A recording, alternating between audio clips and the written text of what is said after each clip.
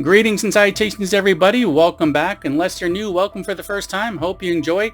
This is a rare new release that I'm covering for this one, a new theatrical release. I think the last time we did that was for the Nosferatu vs. Dracula video from early last month. I think it was the first one of this year, just doing great. So thanks to everybody who checked that one out. But for this new theatrical release, as the title says, I checked out Hard Eyes, which is just opening this very weekend here. Now, obviously, this will be a quick one, which avoids any spoilers, of course, so don't worry about that. So let's just start with the synopsis, which is as follows.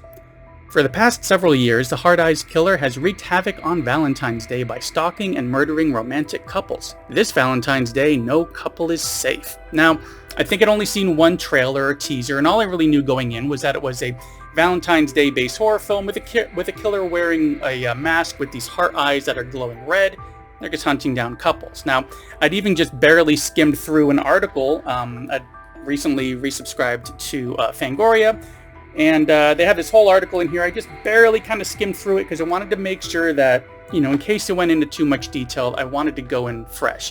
But what really stuck out about this when I saw some of the marketing were those glowing eyes. They kind of... Well, I wasn't sure what to think of it. It seemed like if they had light bulbs inside of their mask, seeing would be an issue, but don't worry, it turns out to not really be like a main feature of the mask. It does pop up and it makes sense in the film when it does. Also, as you may have seen, the title of this video mentions so stupid. Now, I don't mean that it's bad.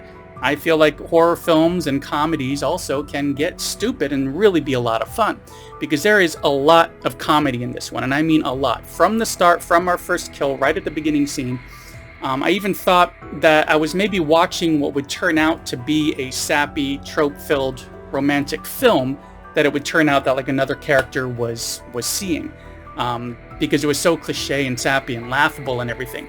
And while that beginning was very over the top with the comedy in some ways, it quickly became apparent that it was very intentional, and I think that's what made this one work for me, is that it never took itself too seriously. However, somehow never went too far with the comedy to make you not really as invested in the film. There's even quite a long post-opening, we'll just say, as we are getting introduced to our leads, learning a bit about them so we kind of connect and care about their well-being in this horror film. And right when it finally gets to this point where I'm thinking, it's been a while since that first kill, and we've been seeing other stuff in this. Isn't this a horror movie? When's the next kill going to happen? Boom, we got something popping out and starts everything right back up, and it feels non-stop from that point going forward. Any slowdowns are very brief, just to fill us in a little, throw in a little bit more comedy, lighten the mood a bit, and they really take us on quite a ride in the story that takes place over the evening of Valentine's Day. Now, aside from, of course, the violence and gore being excellent in this, and that's to be expected from a horror film, you want some good violence and gore, something that's realistic, that makes sense, that's kind of scary and kind of gross. We also get that interesting story. As the synopsis says, it's about this killer who has been kind of making the rounds on Valentine's Day, having killed on Valentine's Day the previous 2 years in other cities, and people are worried about where this killer may pop up next, and they're kind of on the lookout and taking precautions. There's talks on the news about people worried about this killer, that might show up in their town, and it being suggested maybe just to stay in for Valentine's Day and not go out at all. Now, as far as the performances go of our leads, we'll kind of get wrapped up in this whole situation. They do a really great job. We have Mason Gooding from Scream 5 and 6, and I believe he was also in an episode or two of Star Trek Picard. I just rewatched that recently.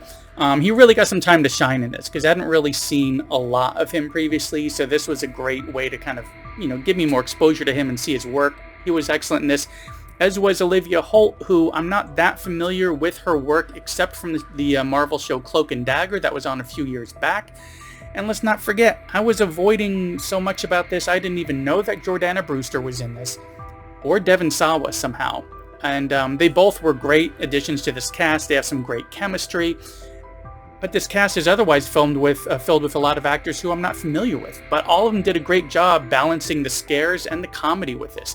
It really reminded me of films like Happy Death Day or It's a Wonderful Knife and Freaky, which turns out to make a lot of sense because some of the writers had also worked on those films, meaning Happy Death Day to You, the sequel to Happy Death Day. So basically, if you enjoyed any of those films, you'll end up likely enjoying this one as much as I did. Now, throughout this story, as I'm trying not to give any spoilers, we do get some nice little reveals and small twists and turns. points where it seems like it's about to wrap up, and then it kind of gives us a bit more here.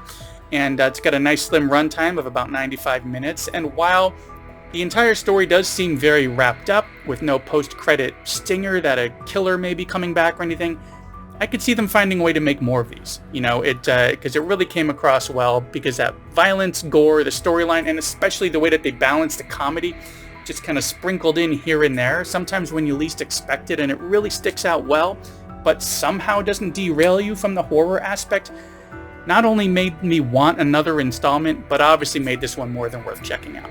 And speaking of checking out, thanks for checking out this latest quick little video here for Heart Eyes from today, 2025. It's in theaters. It's worth heading to the theater to support the film directly with your ticket and to support your local theater with their concession. Anyways, that's all I've got for this one. Thanks for coming by and sticking around to the end, as it really does help out quite a bit. If you're new here and you enjoy, please consider subscribing. And if anybody else enjoyed, just give me a thumbs up. And when you subscribe, be sure to hit that little bell icon to get notifications for when I put up new content, which is typically 1 to 3 times a week. That's all I've got for this one. Happy Valentine's Day, and I will see you in the next one.